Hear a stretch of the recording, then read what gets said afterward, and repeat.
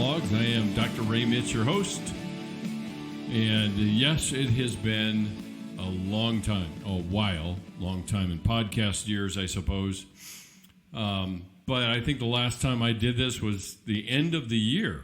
And so here we are 3 weeks later, which is far too long. But need I say more than to say life has intruded. And I had a little bit to say in a previous podcast about dealing with life, and I have been under the gun, if you want to put it that way, in trying to deal with that and be honest with myself and honest with the things I was feeling and the things that me and my family were going through. And so here we are, and here I am. So I will say this is welcome to the Northern Command Post, where my home studio is. And we are on, this is pretty exciting. I probably can get a drum roll, which I don't have. And that is, we are on baby watch here at the Mitsch household. My eldest daughter is currently at the hospital, and we are counting down the hours and time until the next little grandson makes his appearance. And as I've said to a few people as I've been talking to them, is finally the balances of testosterone are tipping in my favor. This is grandson number 3. And if I add in my son-in-laws, then we're even. And I finally am finding my way through the ocean of estrogen that I have been living through and finding my way relatively well through it, I would say, if I don't say so myself. So all of that is just an aside. Be praying for those of you out there for my daughter's health and the little guy's health as he transitions from the safety and warmth of the place he's been living in for 9 months to this harsh and nasty world that we live in. And I'm sure he'll have something to say about that the minute he gets out. So, be that as it may, I want to introduce a new series coming up here for this week and next. But before I do that, let me introduce just the Psych Monologues if you've never heard of this before, and now suddenly you're thrust into listening to the woe or the annals of my life. But the Psych Monologues is a podcast exploring the intersection of faith, psychology, and spiritual formation. So pull up a chair, get comfortable, relax, and we're going to try to talk about the issues that matter ultimately to you, where you live, what you think, how you feel about living with others, with yourself, and with Jesus. And this new series I'm pretty excited about, because it addresses something that I have been wrestling with, for lack of a better way to put it. I have been, my career of being in counseling and working with people spans 4 decades. And there's always been this tension between what I do and the church and how I'm seen by pastors and church staff and so forth. And I came upon and learned of a ministry here in Denver called My Quiet Cave, and I was invited by my guest, who is going to be joining me on this podcast, to come and interview. I did a short thing for her about grief, and then later we did a Facebook kind of live thing about grief and the pandemic and the impact it has. And her name is Kimberly Peterson. You will get to hear from her. I've got 2 recorded episodes for you to listen to where we talk in length about the mental health in the church and what space there is in the church for such a thing. And there's 2 sides of that coin. On the one hand, it's, yes, there's space. Yes, there's admission of need and things like that. But what kind of support, what kind of communication, what messages are coming from the church? And a lot of times it comes from the pulpit, it comes from people in the pews, it comes from a lot of different places. So just to be real quick, let me introduce Kimberly, and then I'll set you loose on listening to this interview I did with her. Kimberly is actually a former student of mine. She went through the Master of Arts in Counseling program at CCU back in the bad old days when I was teaching in it, and went on to do a variety of things, not the least of which is becoming a mom. And now she is the newly appointed executive director for My Quiet Cave. And I invited her to come in for us to have a conversation just about this issue of mental health in the church. So without further ado, here's the interview. What I want to talk about for the next couple of weeks is mental health in the church. And as I was sitting here talking to my guest, I made the comment that when we think about spiritual formation, we think of spiritual exercises more than we think about emotional or psychological or mental exercises, if you will.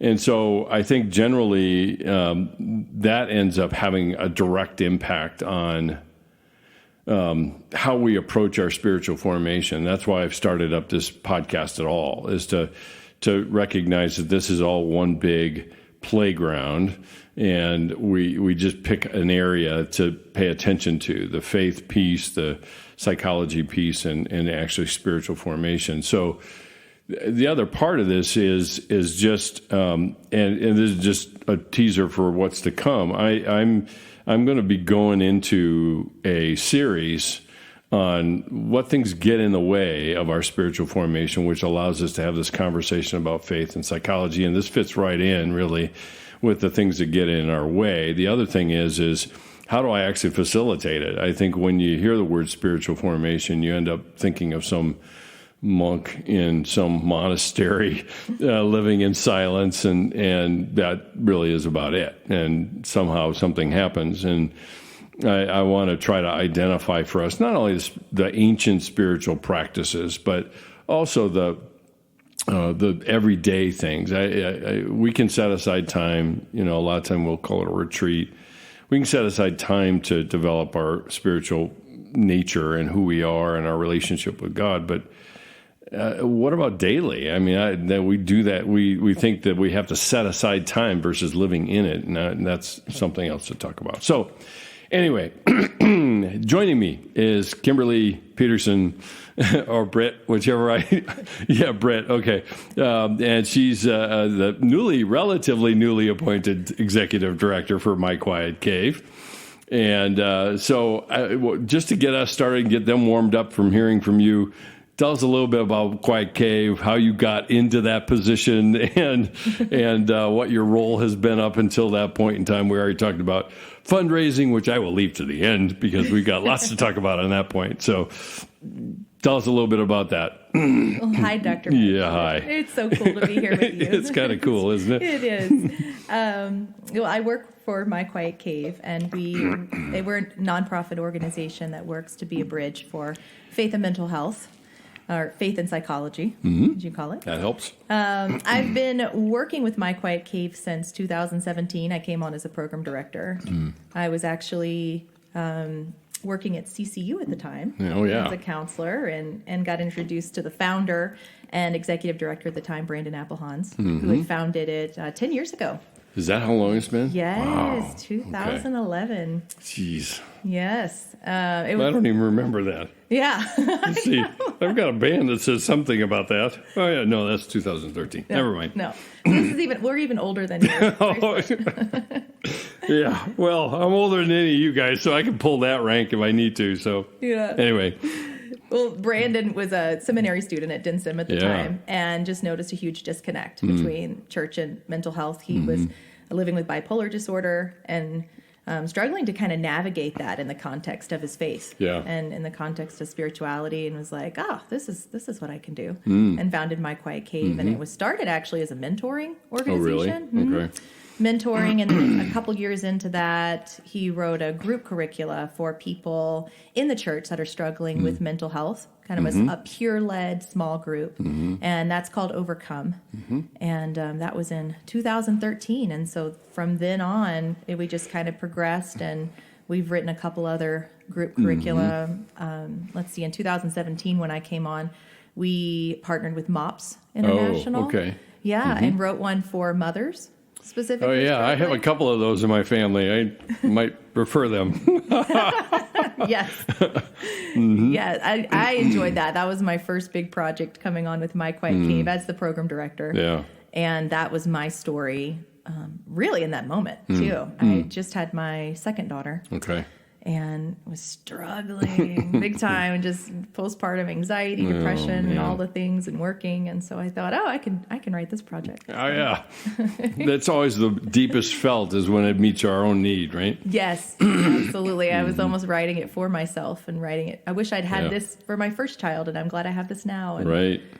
what I want my friends to have, my sister-in-law. So Yep, it's pretty cool. Yeah. Awesome project. And that's called Fierce Love, just to throw it out there. That way, hey, you can plug all you want. We'll do shameless plugs regularly. The one thing I was thinking about is you and I have got a long history. I just realized that.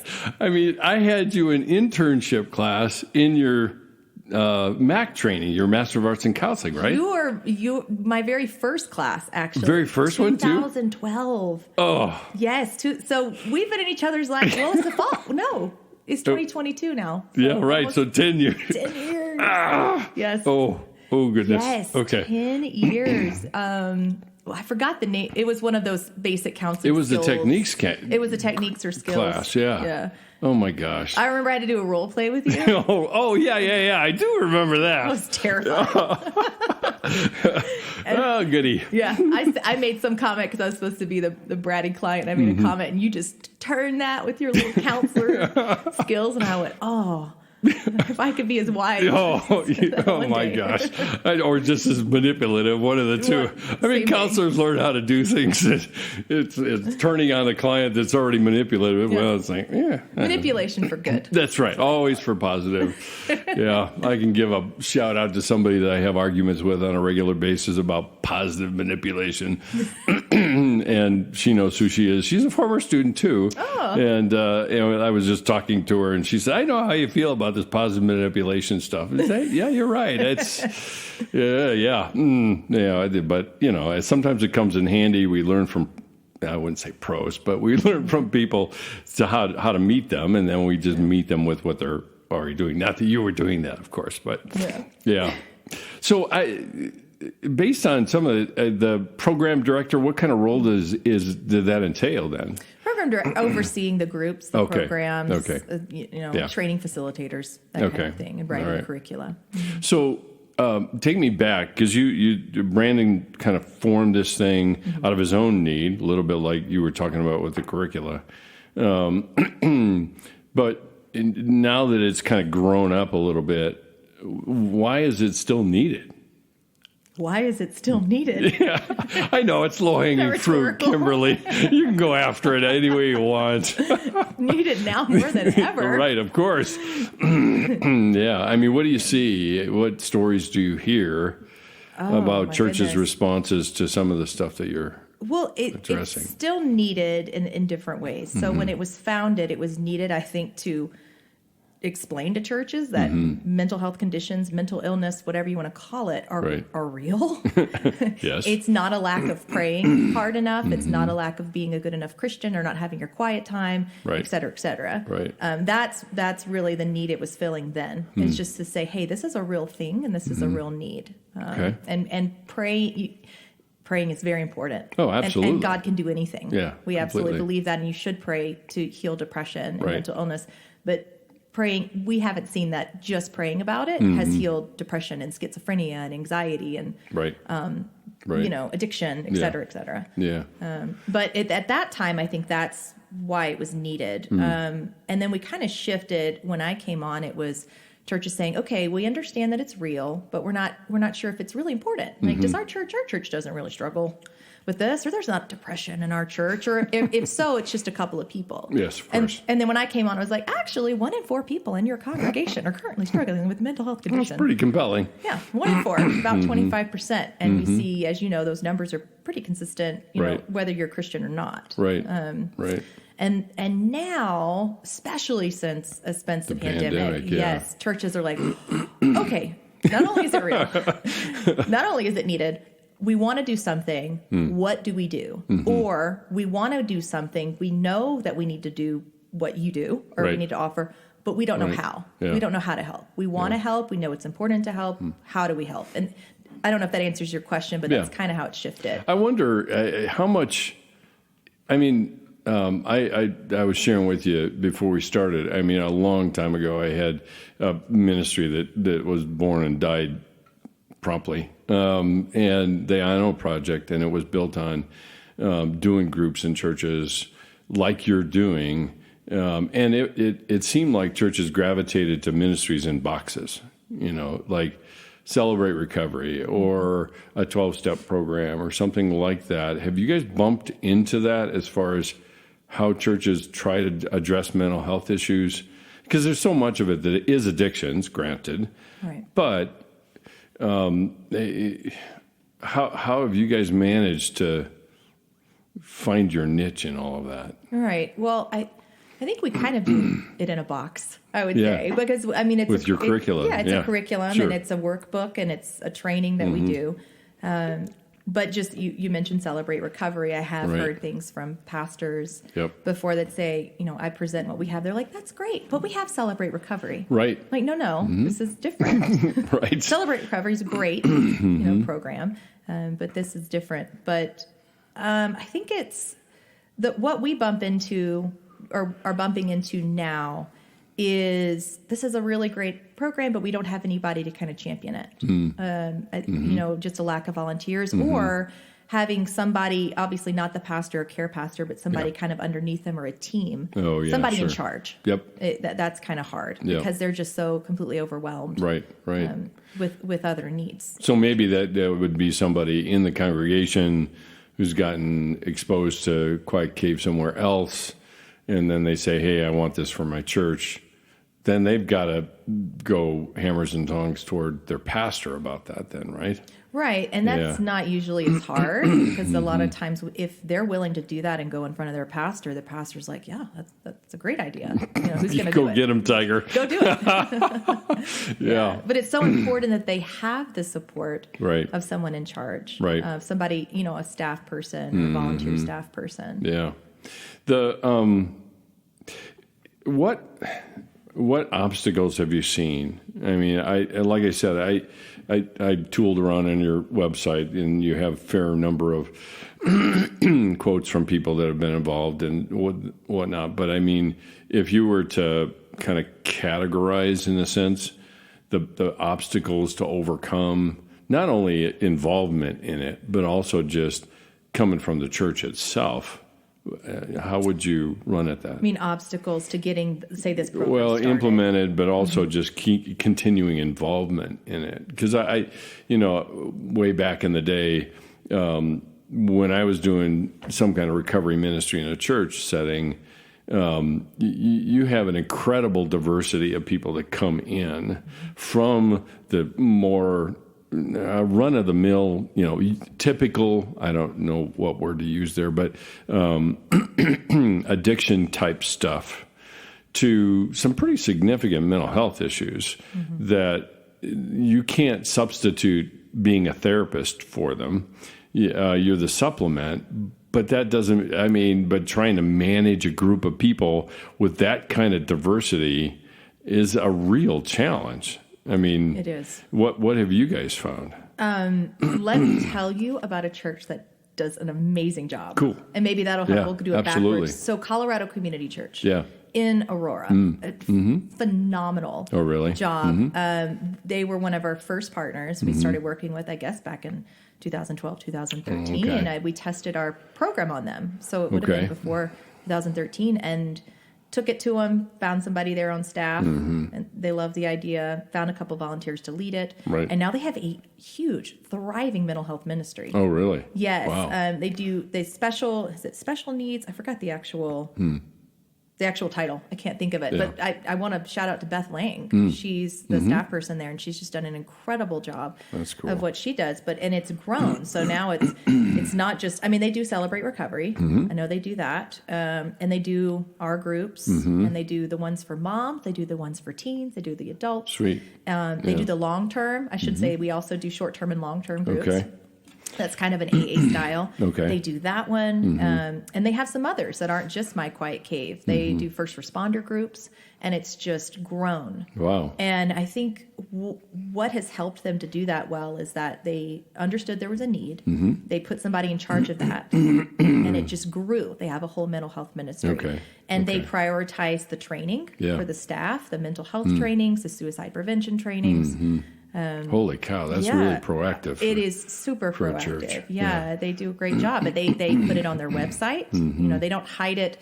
It's not the the group for people with mental health. It's just meeting in the back door. alley. Yeah, right. Single light bulb in the room. Right. Yeah, right. They talk about it from the stage. So I've been That's able great. to be out there once a year since becoming executive director the last 2 years. They stand up on stage. They have the pastor talking about it, at least plugging it for 5 minutes. Yeah.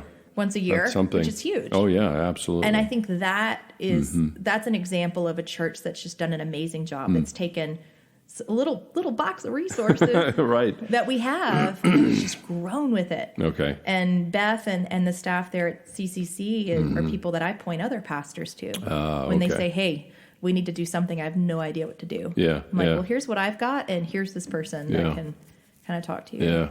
So they've created kind of a umbrella ministry, and then they plug and play the various components that are needed by the people in the church. Right. They've taken a community partner, Right. like My Quiet Cave, and they understand that, and they call us a strategic partner. Oh, okay. And it's a strategic partnership because they say, we understand this is important. Right. There's a need, and we can't do it without the partnership of My Quiet Cave. Right. Just like Right. we do other things. Yeah. And so Yeah. they don't have to do everything. And that's what I tell my Right. pastors.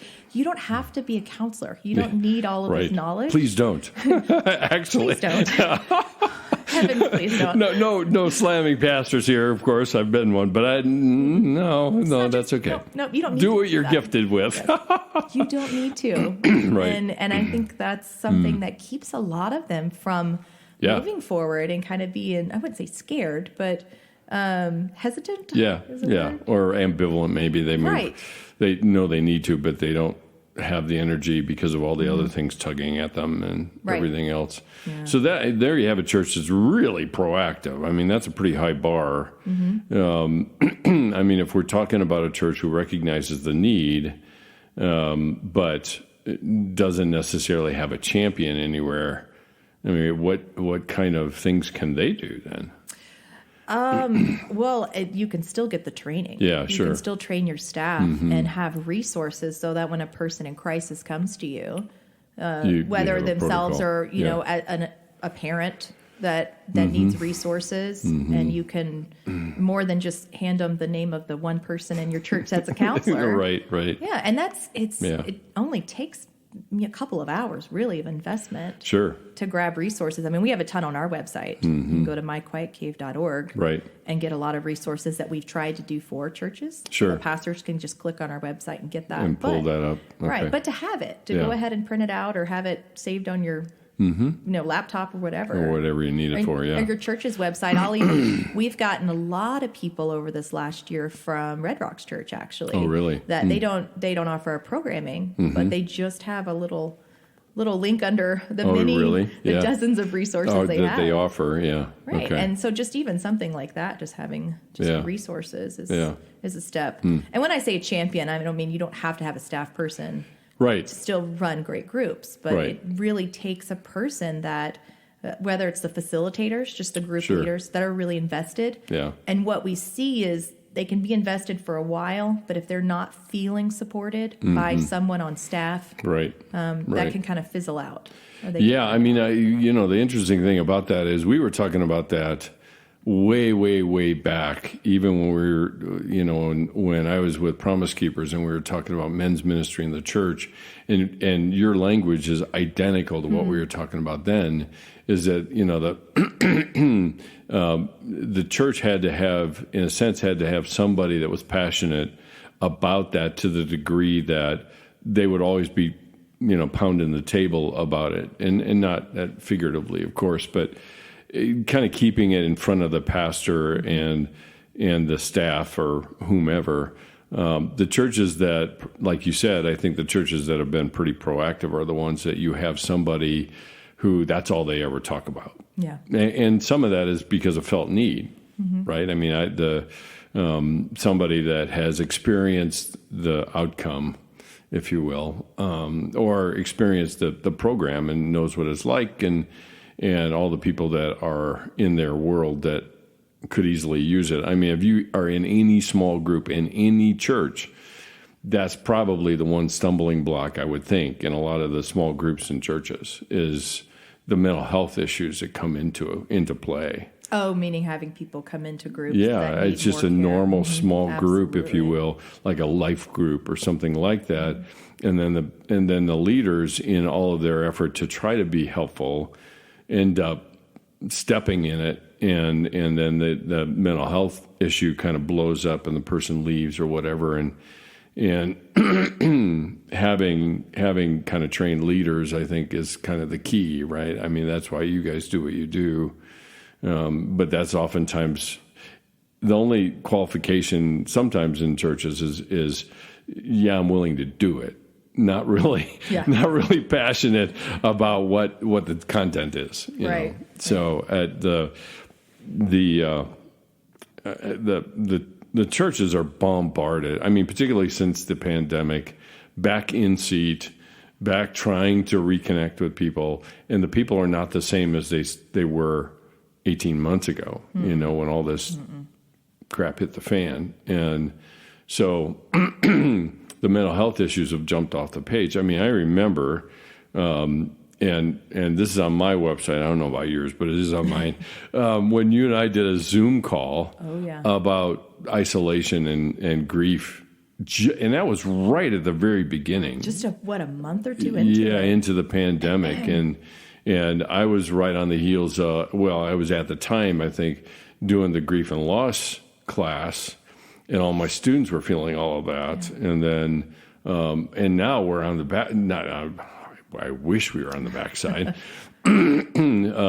but we're on this downward slope, one would hope, at least. And now we're seeing the after effects of it on kids, on adults that have been isolated, all of that stuff. Yeah. Do you guys have stuff for kids as well? Well, we have a program that we just came out with a few months ago for teens, about 12 to 18 years old. Right. But I was just thinking, I mean, it's been since almost a year ago that Children's Hospital here declared state of emergency. Yep. And I just saw it, was it a national headline for a national state of emergency last month or two? Wow. It might have been just a month ago. Yeah, I wouldn't be surprised. I clipped that article, for kids' mental health. And we're talking, I mean, single-digit kids, young kids. And it's not another article I was reading, actually by Dr. Ian Clary. Oh, Clary, yeah. Clary here had posted something I saw online about Right. just the effects of the remote learning. Yeah, just the remote, which my poor kid did for a year.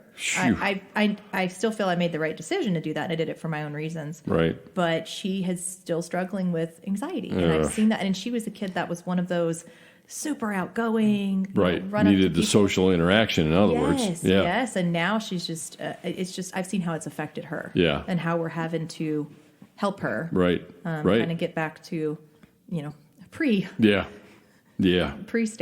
Yeah. I don't know if back in, again, I mean, this is, when would this be? 99, which is ancient history for most people, but for me, it's still present in my memory. I was still alive. Well, that's something, I suppose. Very much alive. Yeah, exactly.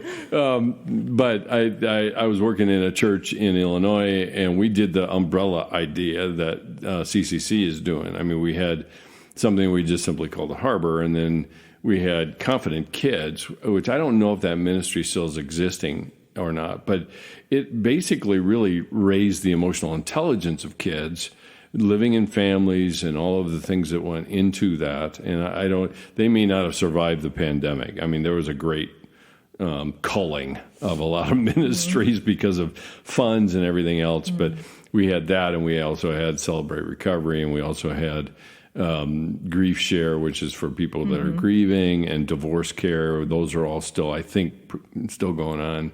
Most of them are video based, and now the world has changed so much that it's just an online platform. What used to be just popping in a ancient VHS and thinking that you're all over it, so. Oh, I love that idea of the social emotional development. It was really well done, and they had all sorts of stuff that you would find in a elementary school class. They would have posters for the kids and challenge them to identify how they're feeling when they come in, and doing check-ins. And so the kids were very adapted to that. And that was a perfect complement to the parent that was coming in, trying to deal with their issues. Yeah. And then the kids have the support in their little groups and all that kind of stuff.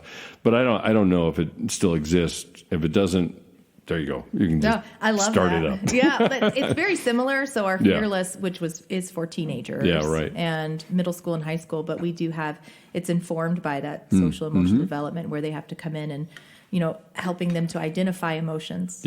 And cool or weird not being emotion. Trying to help them identify that and regulate and communicate it, and then the boundaries, all the things that come with that. What you guys aren't seeing is she pointed at me when she said boundaries.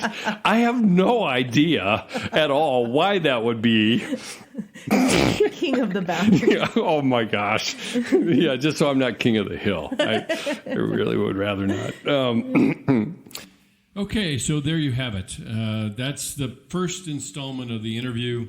Let me end, as I always do, with some program reminders.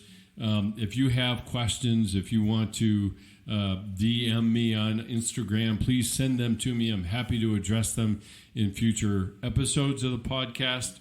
You can subscribe to us to me